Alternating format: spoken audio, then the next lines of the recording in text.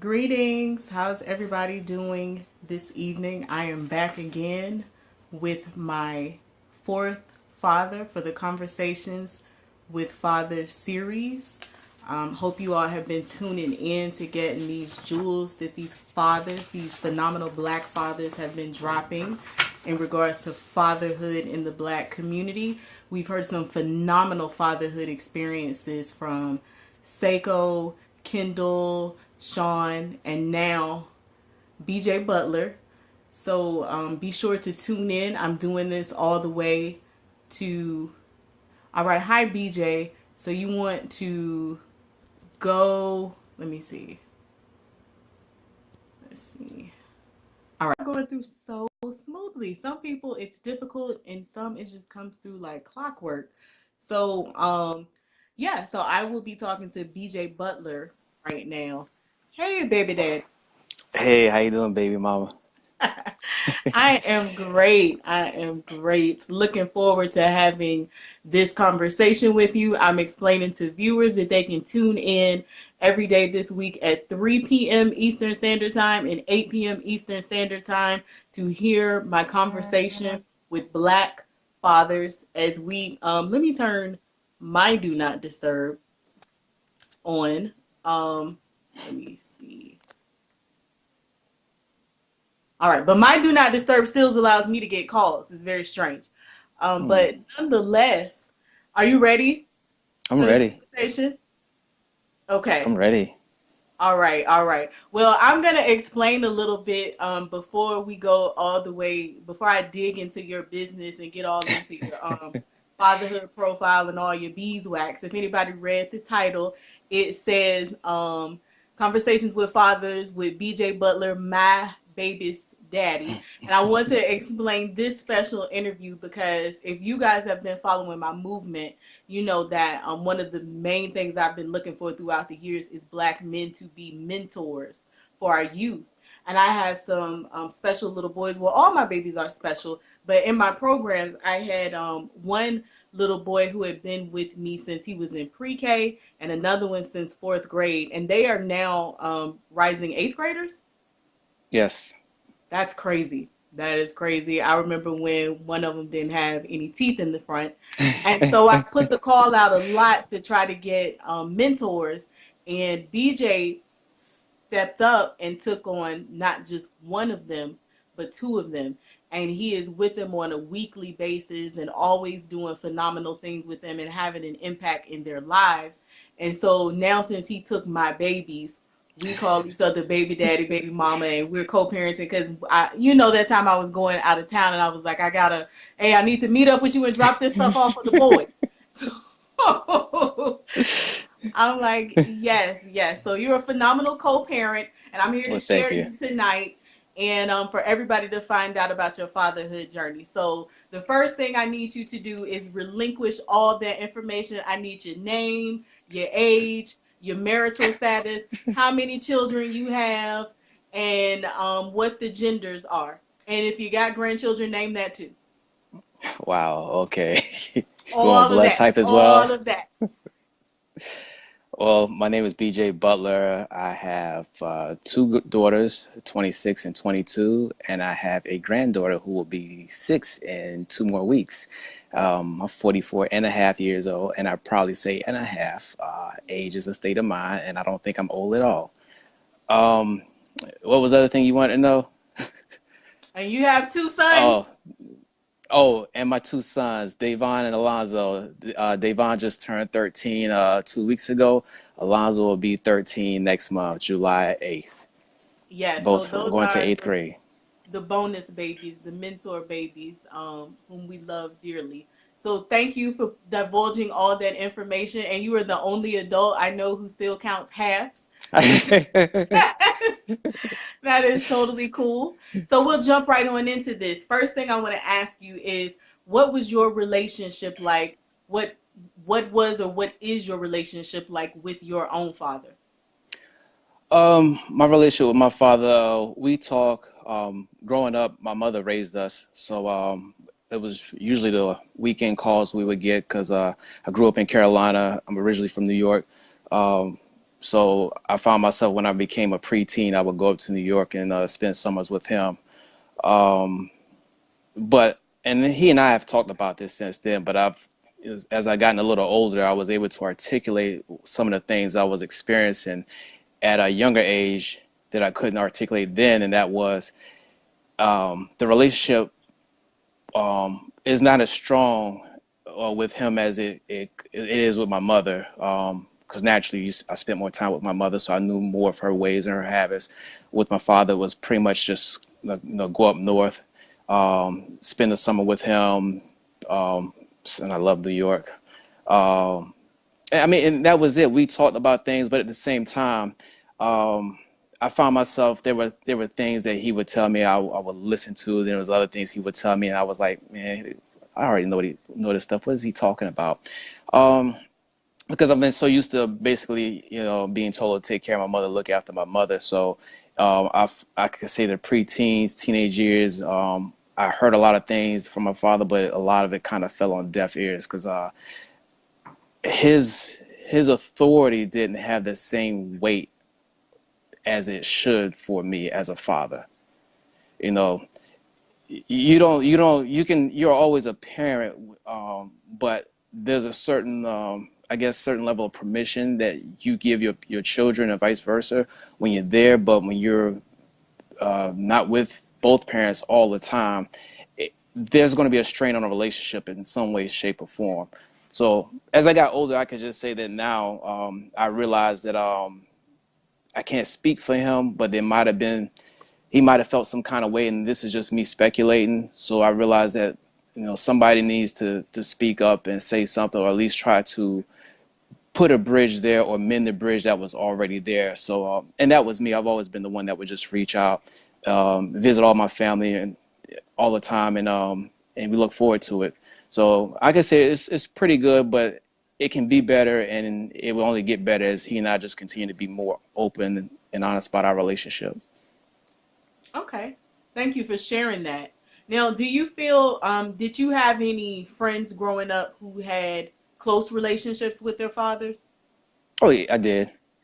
Do you feel that because of that they may have had some advantages that you didn't?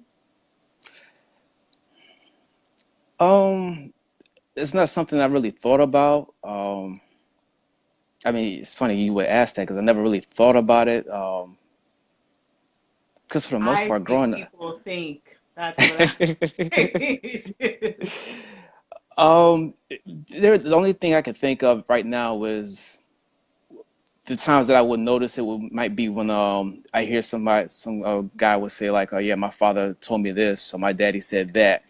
Um, then I would hear it. It didn't impact me, it didn't hurt me, but that was just me. It wasn't like, oh, where's my daddy at? It was I wasn't like that. But I also realized because I'm the oldest of two other brothers that's how I process things because one thing I've learned that you could be raised by the same parent, but just because you're raised by the same parent don't mean that you and your siblings are going to process everything the exact same way. Got you. Got you. Now let me ask you this. How did your relationship with your father affect your parenting style with your children? Well, one of the things I recall my brother and I making a pledge to ourselves when we were probably teenagers again was that because we were raised by a mother, we said we were going to always be there for our children. And for the most part, that's what we've done. I've had physical custody of my daughters since they were 7 and 3, and I've raised them since then. So I still have a house full of women. But that was one of the ways that impacted me.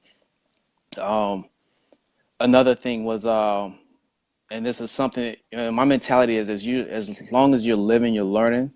So I would probably say in the last few years, I realized there's a lot of authority that we as men have, and it's not necessarily from our physical strength or just like raising our voice, but it's just a natural God-given authority that we have, and that was something that I had to learn on my own that I didn't necessarily learn from my father. However, I've noticed even from him and from other men that when older men tend to talk, and you'll see this with pretty much anybody, when older men talk, children just naturally just freeze.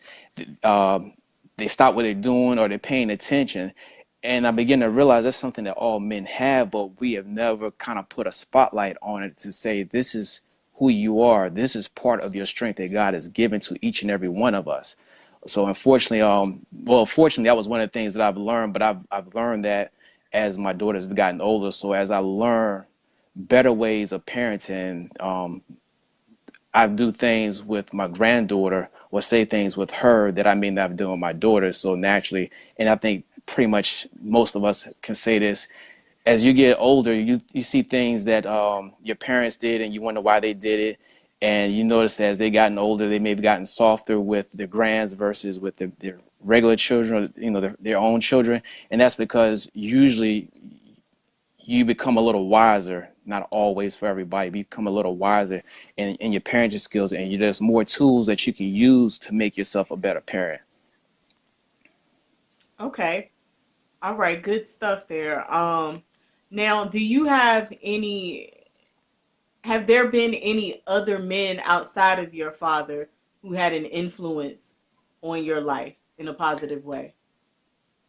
So there, I had a lot of uncles, cousins. Um, I've I've always been a type that I was going to do things my way. That has always been my attitude.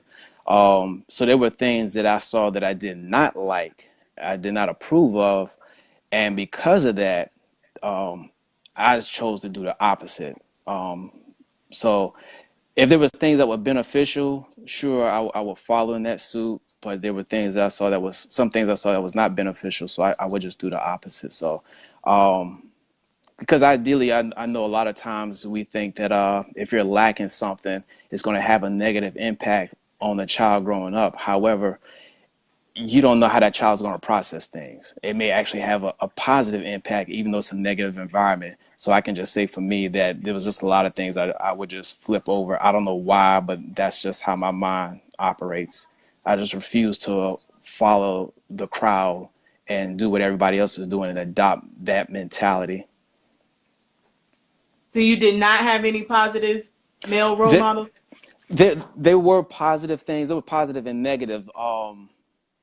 When I try to think of some of the positive things, of course, they were always working. That's a positive thing, of course. Um, some of them would take care of the families. Others, they weren't as diligent as they probably could have been.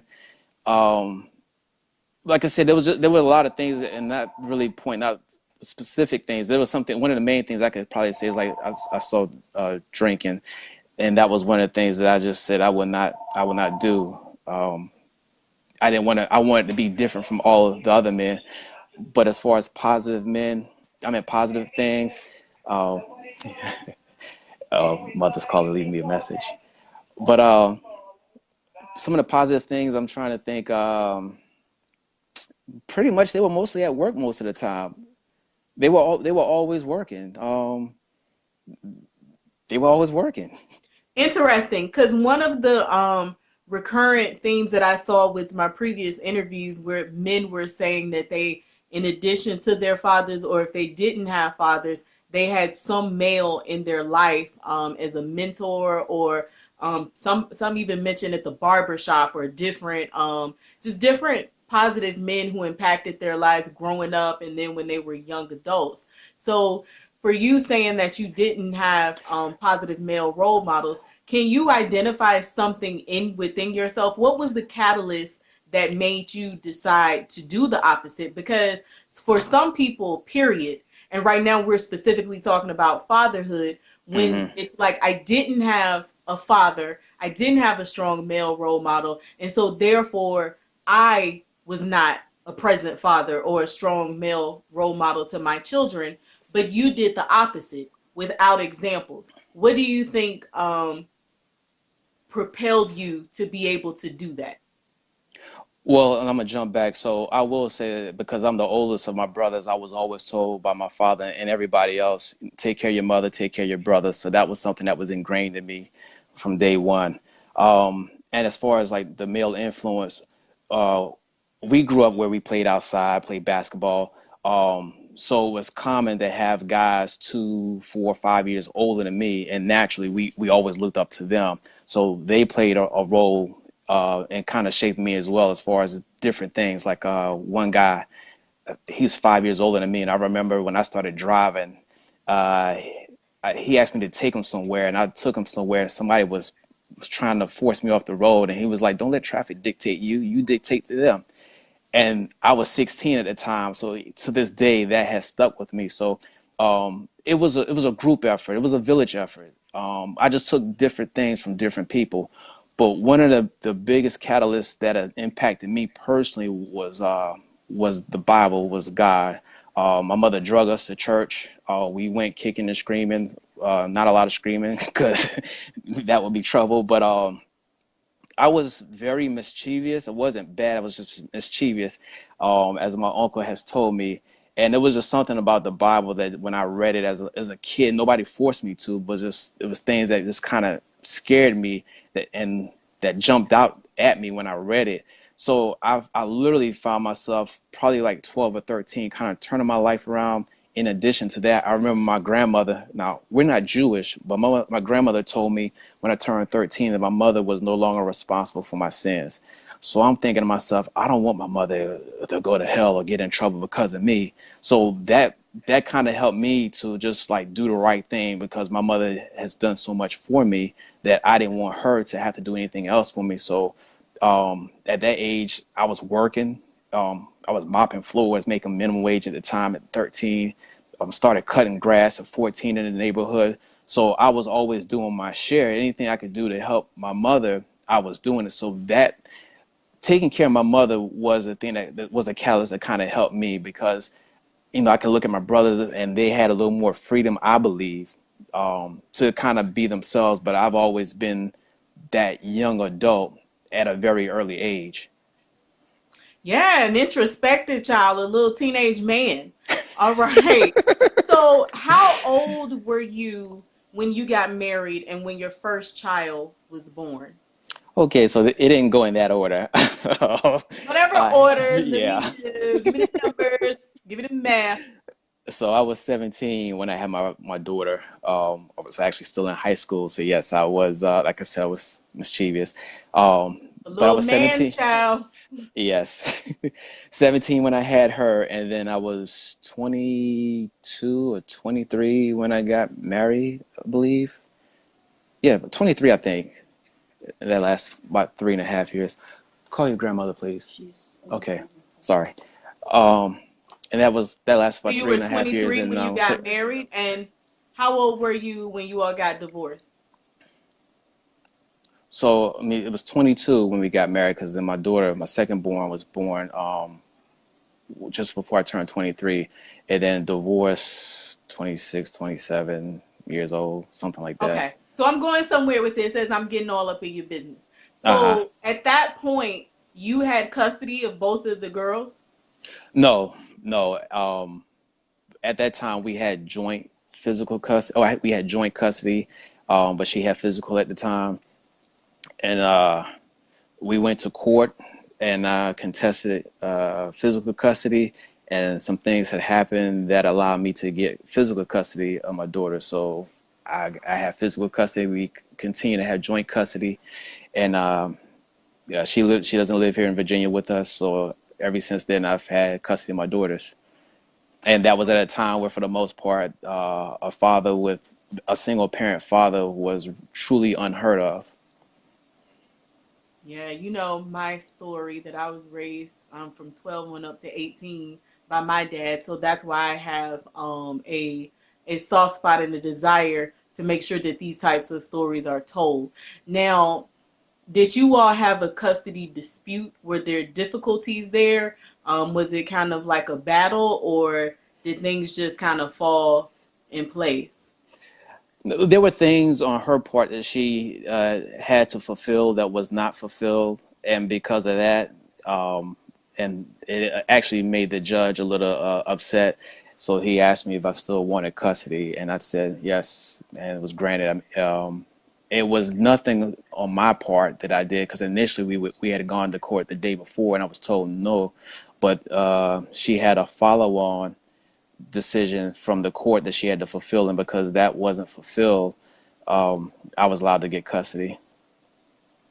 Okay, somebody's sending a lot of mad faces I up here. see, I'm just curious as to what I you said see. that infuriated someone. But nonetheless, so do you have any advice for men who may be going through custody battles or custody disputes? Um, I would say don't wait for, I would say if you're in a situation where you know that you're I'm not gonna say the better parent, but you maybe like more the responsible parent, or you want to be in your child's life, don't wait for the courts to tell you when to see your children, or how often to see them, or what you need to do. You need to take the initiative and go ahead and contest custody. If she currently has custody of the child, go ahead and make arrangements. If you're fine with that, or if you just want 50-50, whatever it is, you take the initiative. Don't allow the stereotypes of the judge is going to give the children to the mothers because it's a default. No, society has changed a lot in the last 20 plus years. So judges, in my opinion, have become a little more realistic to the fact that there are fathers out there, and I know there are a lot of fathers out there that not only want to be in a child's life, but are trying to be in his children's life.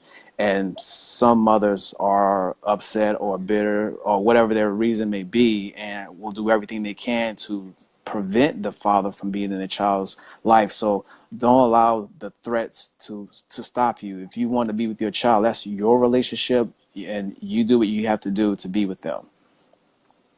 Okay. Okay, now let's go back to you're still in your 20s and now Hmm. you are single father, divorced with custody of two children who are girls. And Yes. it's a society in which you're saying that that's uncommon, or people don't see that a lot. What were some of the greatest challenges that you faced internally and externally, as a father, a single father, with custody of two girls?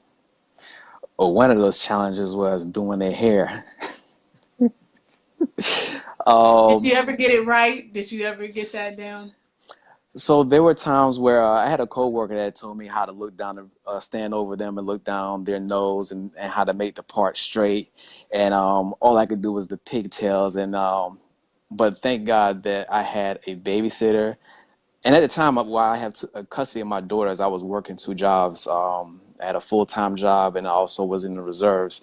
So between my babysitter, one of my coworkers at my full-time job, and one of my coworkers at my part-time job, they knew about my situation. So from time to time, they would just say, "Hey, we'll do your daughter's hair for you," and believe me, that was a huge blessing. Um, that was one of those external battles I had.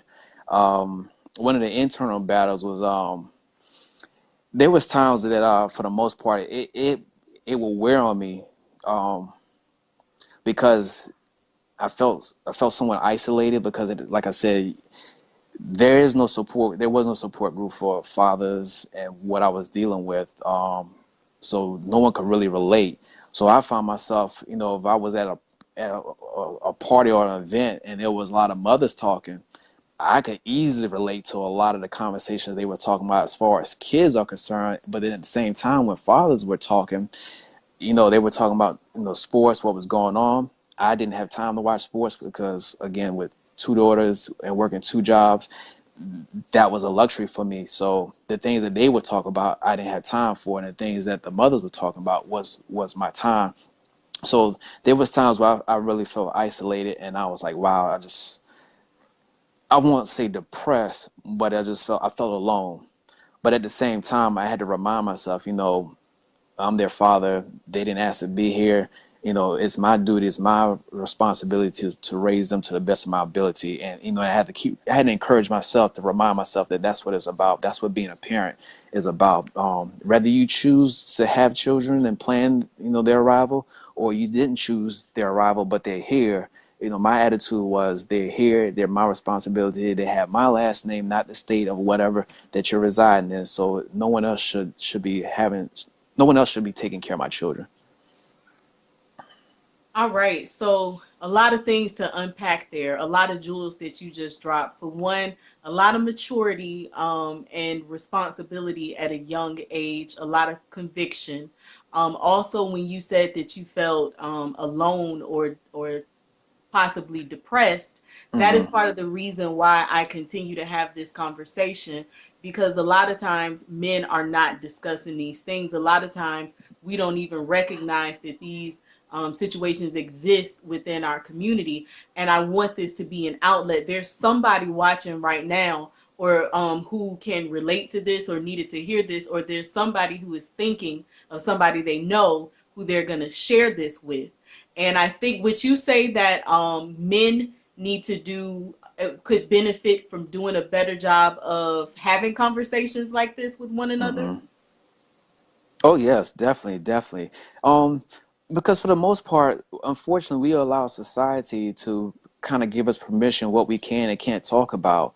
So for the most part, being a man is always tied into talking about sports, women, sex, alcohol, money, and cars. I mean, not saying all men, but that's what society's perception of what a man should be talking about. But again, after just telling you about my teenage years, I've never been one to really follow the script that society has created for us. So I slowly begun to hear about other fathers that are trying to see their children or have custody, and it's a battle. And it hasn't happened a whole lot, but when a chance presents itself, I definitely let them know that you're not alone, you're not the first one, and if anything, don't stick to the script that society has written for us as far as men, especially black men. Um, there's already a perception that black men don't take care of their children, not there, and you can't. Unfortunately, the society has taken. Um, they've taken the few and put a magnifying glass over them to make it look like that it's all of us, and it's not all of us. Unfortunately, the ones who are taking responsibility are the ones that are not talked about. And I'm not saying talked about as far as they need to be held in high esteem or need to have a parade thrown in their honor, but just being recognized that they're doing their God-given obligation as far as being a father. And we are here to recognize you today. Yes. And it's something that should be recognized all the time, but you're getting a lot of love in this chat here. I'm gonna shout out some of the people we have. El Renee, how you doing, sis? James Tony, Sean, Monica, Alvin, Carolyn is dropping a lot of things in here. And James actually had a question. He said he has a friend who once told him that because of the estranged relationship with his father, it made the friend sort of angry, but that ended up being the motivation to be a better man and a father. And James would like to know, can you relate to that? I can. Um, like I was saying earlier, that my relationship with my father wasn't as close as it could have been. Um, and because of my maturity, and I have to go back to the Bible again, I realized that all of us are shaped by our upbringing. I don't believe that there's such a thing as a normal functioning home, because things happen to each and every one of us, good and bad. And in my mind, I just think that, and I look at my father, and because we live 12 hours away, two different states. I can't say that he did as much as he could, or he didn't do as much as he could. But because I'm a grown man, I I would reach out and I would call him. I go visit him. I do my part to bridge the gap. So in my mind, he can never say that I never tried to establish anything. But I can say, since I've taken that mindset over the last 15, 20 years, that we have grown closer together because of that. Um, because it is hard to talk to somebody as a parent but you feel more like a stranger to them because you don't know their favorite colors, you don't know their lifestyle, their habits. If they get up in the middle of the night and got to get something to eat or drink, I mean, just little things like that. You don't truly learn like you learn with the parent that you see each and every single day, and there's a routine established around that person. True. Got it. Got it. Makes a lot of sense. Now, I appreciate you being so open and honest about the challenges that you faced as a single father of two daughters. So now I'll ask you, what were some of your greatest moments as a father? Um, One of the ones that stand out to me, she just happened to walk by, is I remember when I was picking my daughters up from the babysitter, and the babysitter was telling me that one of the little boys was messing with my daughter. He had put I think it was a dead bee or something in her face, and she was just screaming. And he had already left when I was at the house, so we were going to the store, and I was upset because she was really upset. And we passed the basketball court, and she pointed him out to me. Said, "Daddy, there he go, there he go." I said, "Who?" "The boy who put the bee in my face." Um, so I stopped the car and I got out and I just told him. I said, "Don't ever do that again. She asked you not to do it. Don't do it." And I might have said a few other words, and he was like, "Okay." And when I turned around and I looked, and all I could see in the back seat of the car, look with her face up to the window, like this, was her smiling. Oh, And that was just one of those moments like, wow, okay, hero. yeah, exactly. You hear it, but then when I thought about it, I was like, wow, that made me feel like her hero. And all I could do was just blush, like, wow, that's something. I Awesome. you know, I mean, and like I said, I wasn't thinking nothing of it, but it was just one of those moments that will always stay in my mind. That's great. That's great. I mean, I think that's one of the things that fathers love is feeling like a hero to their children, probably especially their daughters, but I'd say children in general. So thanks for sharing that. Um, Let me see. What else do we have here? Now, are there any challenges, strategies, or philosophies that you have based on the gender of your children? Like, are there any specific challenges that you could speak to, or strategies or philosophies that you have developed that you could tell us about based on you have two girls, so Hmm. raising daughters. You got some jewels from a daddy daughter perspective. I've learned a lot raising girls, a lot. Um, One of the things I learned um, is that they need their time, and what I mean by they need their time is it is so easy for me to go to work and then come home and then get into cook dinner or whatever mode I got to get into, and especially when they were younger, um, that routine was go to work, come home, pick them up from the babysitter, have them do homework, cook dinner while they were doing their homework, brush their teeth. I mean, we had a routine, a very rigid routine. But one of the things they would always want to do is tell me about their day. It was fine when he was telling me about their day as we were riding the car from the babysitter to our house. But once we got in the house, um, I didn't want to hear it anymore because like I'm okay. I'm taking hat off. I'm putting on cook mode, and I'm putting on a homework hat on my house on my head, and that was it. And I think Monica's on here as well. She's like my sister. She was a big help with me raising my daughters. Was just telling me about they need that time. So I would come home and take off the work hat and give them like 15 minutes to just sit there, and I would just listen and let them tell me their day. And it was a challenge because I just wasn't used to that. And being mature, I'm wanting more of an adult conversation, but you don't have that with your little girls. But I realized that because that was what was important to them, I needed to make time and make it important to me as well. So, fathers, we like to, I think we all put those hats on that we're, work mode or we're fixing, repairing mode. We have different hats that we put on. but make sure, especially with your girls, that you're taking time out to have that daddy daughter time with them. And honestly, it doesn't stop. Even when they're grown, you still have to keep doing that. And even with my two, I haven't done a lot of it lately, but recently I started at least trying to take them out, or just sit and talk with them when our schedules align. So that's definitely one nugget that I would say that always make time um, for your daughters. Your sons need you, but boys, we're different because for the most part, when you're a teenager, late teens, early 20s, you pretty much have already been smelling yourself. You've already kind of feel like you're a man, and you're going to just test waters and go out there and explore. So, we tend to be a little hands offish, that we don't need our parents to really support as much as I believe some daughters do. Okay, that was great. Give them their time. I love it. Um, Hi, Deborah. Hi, Monica. Let me see. We have some comments on here. Great fathers are the real heroes, said L. Vicky.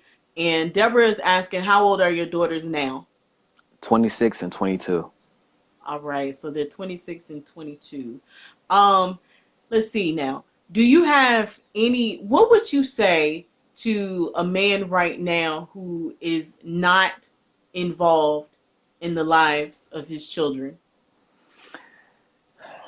That is probably one of the most damaging things a father could do to his seed.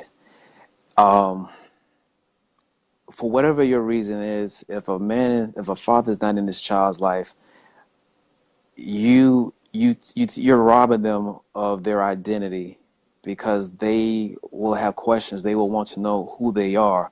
They will have questions about themselves that only their father can answer. Um, there's a lot of things that they get from you that you may not even be aware of. It doesn't matter if you're not working. It doesn't matter if you're not a doctor or a lawyer, or you're working at a fast food restaurant. Children don't care about those things. Adults do. Even if you could only just pick them up on the weekends, take them to the park. The park is free. You could play hopscotch, freeze tag with them.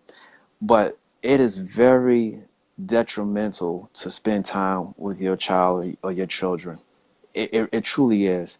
Um, Especially with girls, because I've talked to a lot of women, and I listened to some of the things that they've gone through in their own lives, because their father was there or wasn't there. It was amazing to me to realize the power and the influence that a father has.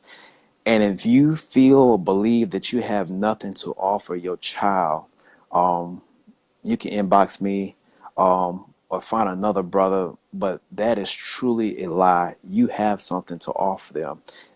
Don't get focused on the material things, because it's the intangible things, time, the words that you share with them.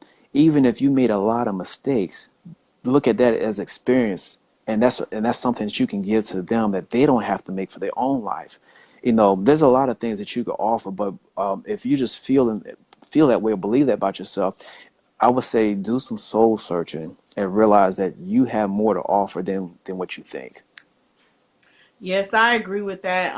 No, we're not going to make excuses, but nonetheless, even with my journey with trying to find men to be mentors, I found that one of the biggest barriers was men feeling they were inadequate to do the job.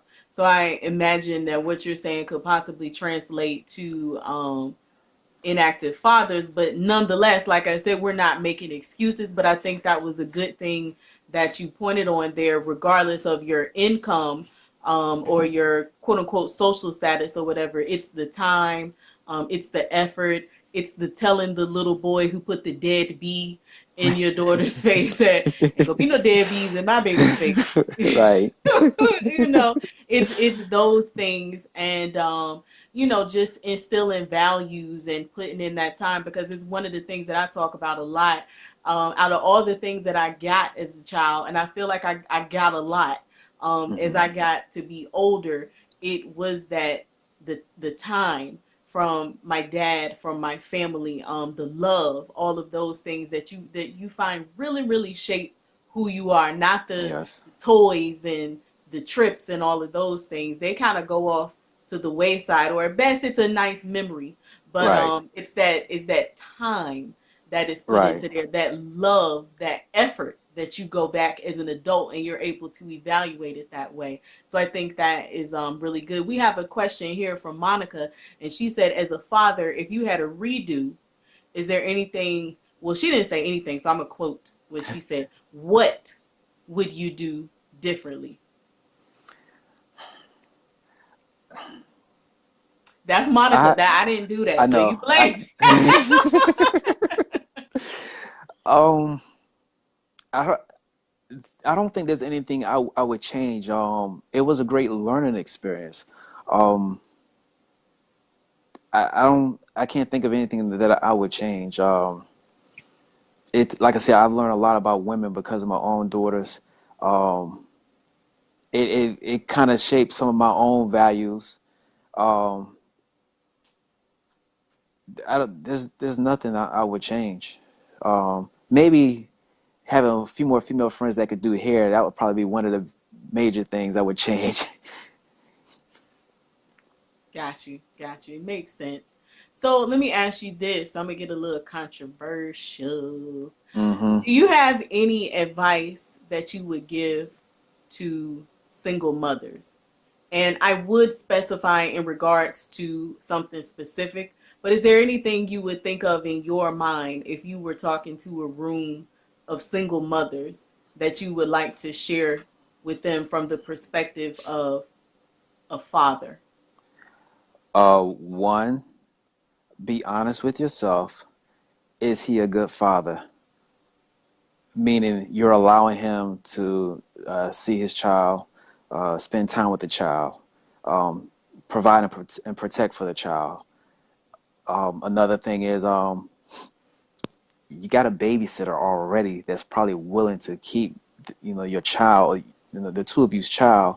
Let him get it, his child. Um, we all need help. Sometimes I see on social media that the mantra usually from I don't think I've ever seen a single parent male say this. It's usually been single parent women that say, I can do this all by myself. No, you can't. We all need help. You need help. I needed help. We all need help. So it's okay to ask for help. And not only that, you can learn from one another. You can learn different things from different parents. Um, if you're about becoming a better parent, because there is no book per se that tells you how to be a parent, how to be a great parent. A lot of the parenting comes from the things that we watch as children ourselves, and we bring from our children, from our upbringing into childhood or into adulthood, parenthood actually. Um, Another thing I would say is don't bash your child's father in front of the children. If he's a bad boyfriend, if you two have a bad relationship, treat your relationship and a child's relationship with the father as two separate relationships, because they are. The child had no say in picking the father. You did.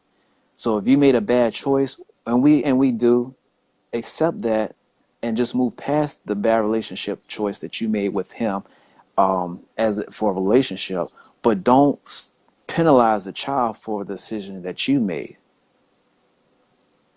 Makes sense. Makes perfect sense. Thanks for that.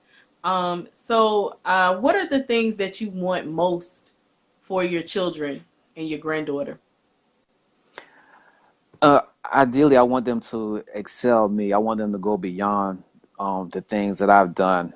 Um, at the same time, I've done a few things, but I plan on to do more things. So, um, as far as terms of what I would deem as being successful, some of the goals that they wrote down, like my youngest daughter, she's in school to become a pharmacist, so she has about 4 to 5 more years to go with that.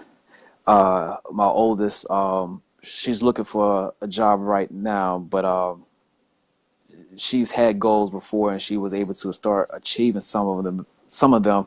But some things have happened. But it slowed her down, but it's not stopping her. And that's one of the things. And to me, that is a form of success, because sometimes when we get knocked down, we stay down. But her attitude is that she got knocked down, but she's still going. So that's a plus for me. Um, Ideally, I like to see them both married.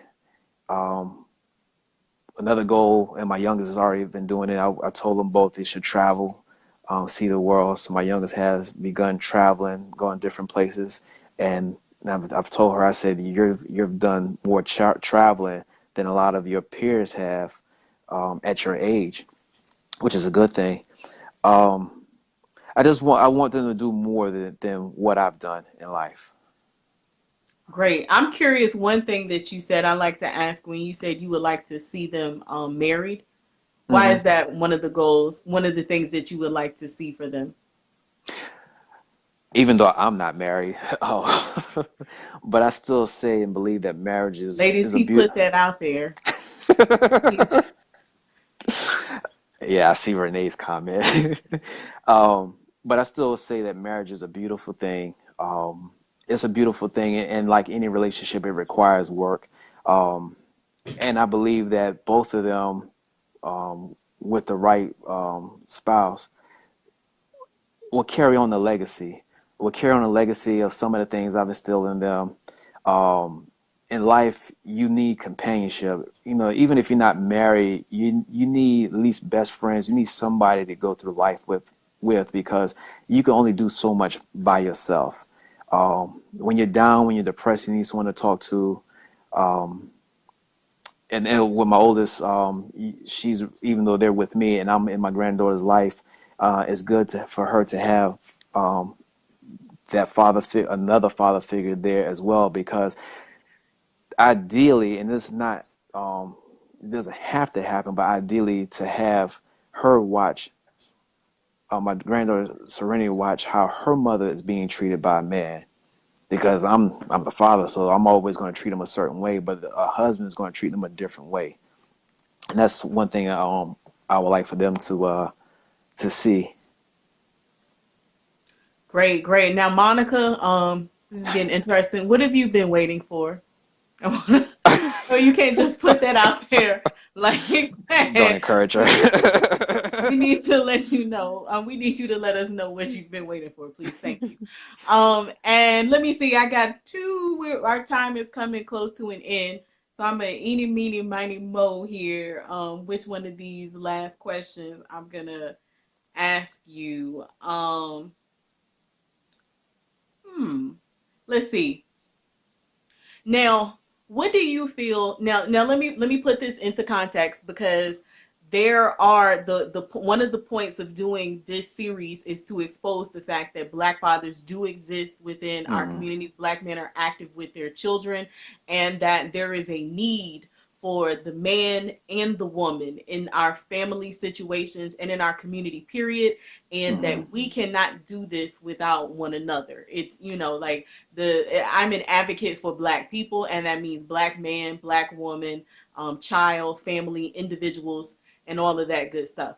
So, but I do want to ask, there are still people who have stories where their father was not in their lives, and that's not something that is unique to black people, but nonetheless, Right. that's what we're discussing here. So, what do you feel that black men can do to help end the cycle of fatherlessness within the black community? Kind of goes back to what I said earlier. You have to have an identity and recognize that you're no longer just a single man. Even if you don't have custody of your child, if you're a father, you are also a father.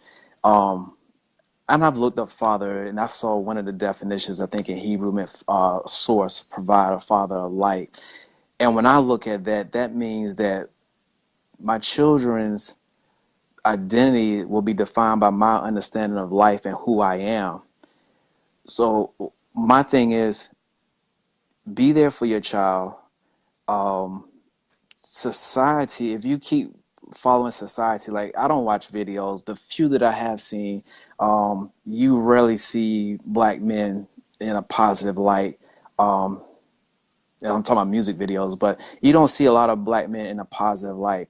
Don't wait for a movement to start being in your child's life. Start the movement yourself. Start in your house. Start in your neighborhood. If you have a child, if you're watching this, don't wait for someone else to tell you to do what you already know what you need to do.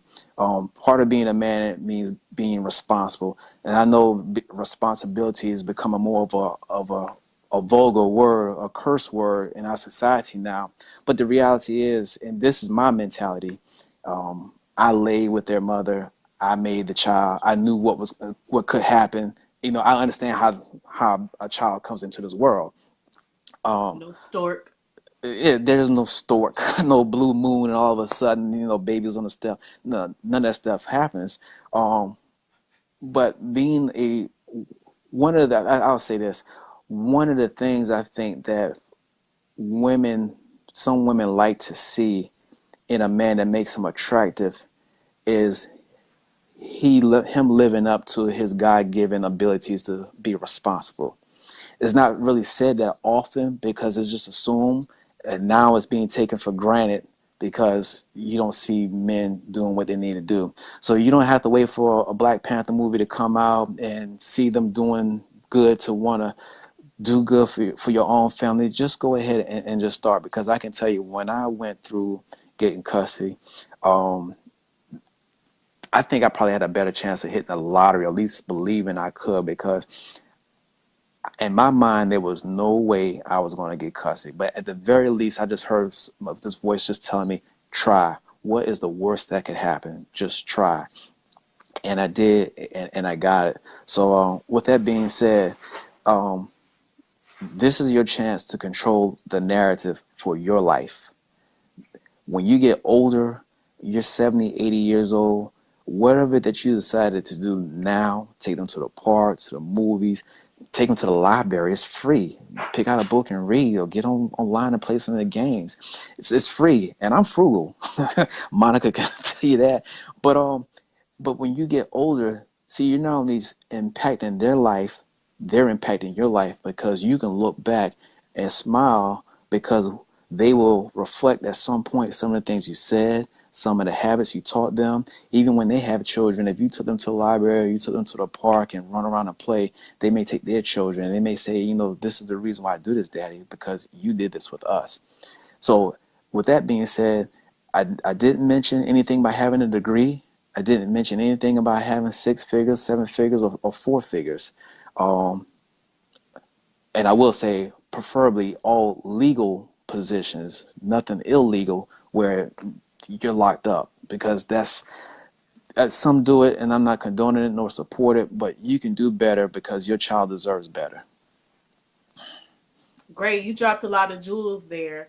Thank you for that. Now I have to address these comments that have happened while you were talking. Like, first of all, Monica never answered my question. Don't Second, encourage her. James, I'm jealous. Like, I'm just gonna put it all the way out there. Like, bump the hostess. Did you see what James said?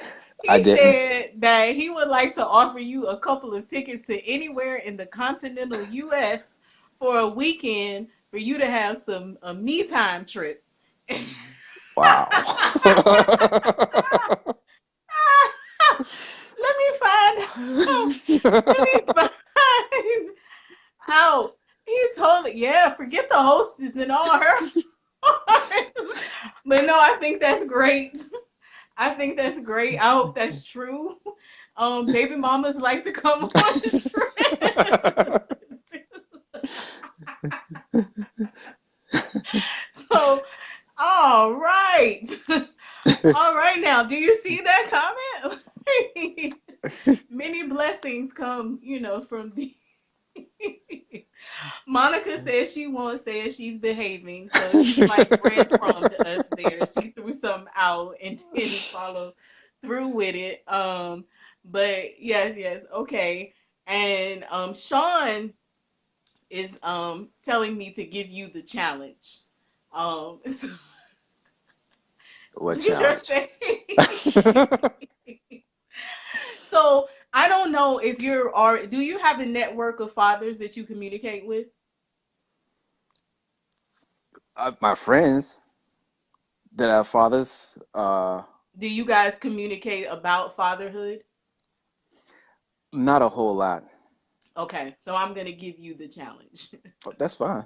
All You right, know how I look. feel about challenges, so I do, hey, yes, I definitely I do know how you feel about challenges. So basically, one thing that I said to Sean because I asked him about black men breaking the cycle of fatherlessness, and it was like needing to communicate with one another and holding men accountable hmm for how they take care of their children and if they're present in their children's lives. And one thing that I charged him to do by July 1st was to reach out to one or two men who were fathers and set up an accountability situation in which or just a rapport where they agree, whatever their conditions or terms are, that they will talk once a month. Because men have, it comes up feeling isolated or alone or not knowing what to do. So while you're granddad now and you have grown children, while you may not be dealing with those things anymore, you may have some fathers who are still raising children or somebody where you possibly, if it's just a once a month conversation, a dad where you guys say we're gonna do 30 minutes or an hour once a month and just talk about this whole fatherhood thing and be done, transparent with one another. done. Okay. So you have to identify that person. You don't have to tell us who it is, but by July 1, you got to come back and drop it in this video, in this comment section, and say that you completed that you initiated that task. It's already done. All right, great, great. I love you. I love you guys. You all are, I mean, it's just really good because, like I said, this is definitely going to inspire some men. But I think it's really good for women to see that men like you all do exist because I just think when we allow other people to control the narrative and we're looking at love and hip hop and things that were, produced and put out there for the demise of our communities, we will easily begin to believe that that's the reality and that's the totality of our reality where it's just a small aspect and it's production. And so people like yourself, myself, and different people, we just who are living our lives and passing by each other on a daily basis, these stories are not being told. So I think that's really, really great. So you will drop that comment in Yes. here by July 1st. And is there anything else that you would like to say? I know I asked all the questions, so just if you want to put anything out there, you're welcome to do that. I would like to say that if you want to change the way you think about life or change your mindset, change what you watch and what you listen to. Um, we're talking to everybody, but particularly black men. Um, Stop supporting the songs, videos that promote calling each other the N word, call women out of their name. That always show you not, especially if you're a father, that show you in a negative light. Because the reality is, if you eat spinach and kale and broccoli, all this green stuff, and I'm gonna get gross for a minute, and you go to the bathroom, your bowels may reflect what you just eat. And the same is true about what you watch. What you watch and what you listen to goes into your mind, goes into your heart, and it comes out of your behavior. You may not see it per se, but others around you can see it. So if you want to change where you are, change what you watch, change what you listen to, read something that's beneficial, do something that's beneficial, but stop taking in garbage. And that's what I want to say. All right, that's good stuff right there. Renee say yes, input equals output. Hi Shanta, how are you doing? How's our girl? So thank you, BJ. I really, really appreciate you taking the time to do this. This is actually your second one with me, but that was like what 2012, 2013. It was the first panel discussion that I did with fathers Okay. um a long time ago. So yeah, and your girls weren't grown No. whenever we did that. I just know it may have been before 2012, but they were not adults yet. So you have a whole new perspective, and you didn't have a grandbaby at that point, did you? Nope. Yeah, so it's nice to see things come full circle and continue to progress. You had a lot to offer then, and you still do. So thank you for taking the time out to do this. As I said before, thank you to everybody for tuning in. And just a reminder that we can't do this without one another. I see a lot of times now there is a narrative that's trying to come in that is divisive between black men and black women, very combative, very one-sided, black men, black women for black women. And I'm like, we will not progress until we build bridges and recognize the value of one another in our lives, and build and strengthen our relationships. And whether those are, for lack of a better term, romantic relationships, as well as just seeing the humanity in one another, and what we have to do together to build up our communities and build up our youth. So I appreciate you, BJ, for tuning in and doing this and sharing your personal business. That's not always easy for people. So I appreciate you guys coming on here and being vulnerable for Anything something for as my baby big as mama. yourself. Huh? Anything for my baby mama. Oh, I appreciate it. I appreciate it. Anything like a trip anywhere around the continental U.S. Hey, look, you guys, Tony put that on. Let me see. He put that. James Tony put that on here. It's in writing, right? So you guys can hold him accountable for for that, right? I think he disappeared. I don't know where he went. He just threw that kind of thing out there and it just disappeared on us. Where you at? Well, disappeared on you because he didn't offer it to me. So let's see. Hi T. Thank you, thank you. I'm glad you guys are enjoying this. And so continue to tune in. We'll be doing this again tomorrow. I will have at 3 p.m. Dion Showtime Chavis. And if you guys are from the Hampton Roads area, then you guys remember him from 91.1 when he had the morning show and he would have us in stitches like every morning. And he's now in Raleigh doing his thing for some time now and doing a lot of things with Fatherhood. So he has some great perspectives, and that's 3 p.m. Eastern Standard Time tomorrow.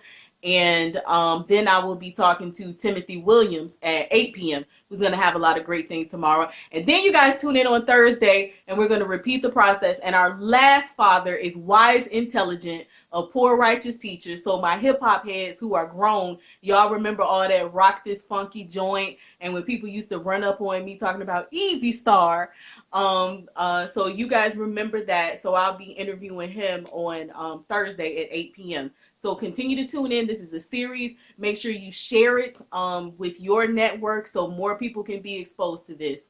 So we're going to call it a night. Thanks, baby daddy. Make sure that our babies see this. And did you have anything you wanted to say real quickly about this? It's not biological fatherhood, but taking on Mhm. mentorship real quickly. And now you have some boys that you have a fatherhood role with. Yeah, in 30 seconds, I'll just say that I was somewhat reluctant because a lot of things I just shared tonight were the revelations that I got as far as mentoring because I didn't think I had anything to offer them, but I had to do a reality check and I realized that my life experiences are valuable. And here we have this young woman asking brothers, "Can you just step up? Can you spend just an hour?" And just her asking was enough for me just to do my part. So now we're coming up on 2 years this November that I've been spending with Devon, and I love it. And I realize that you don't have to be a biological father for a child if you're a man. You know how we look up to other older men and we just naturally take from them. So if you're in a position where you have time, or better yet, you just make time and want to influence a young teenager, mentor somebody, and if you can't find somebody, talk to Star if you're in the Hampton Roads area. Awesome. Thank you. I appreciate it because I put the call out there and you definitely heeded the call and, got beside any,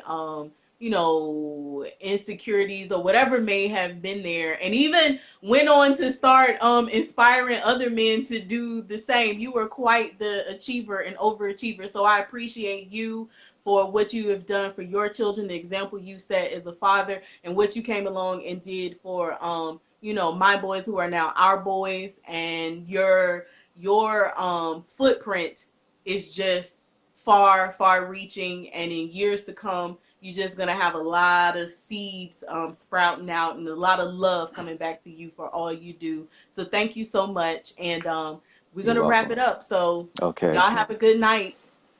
Thanks, Good night. BJ. You're welcome. Peace. Peace.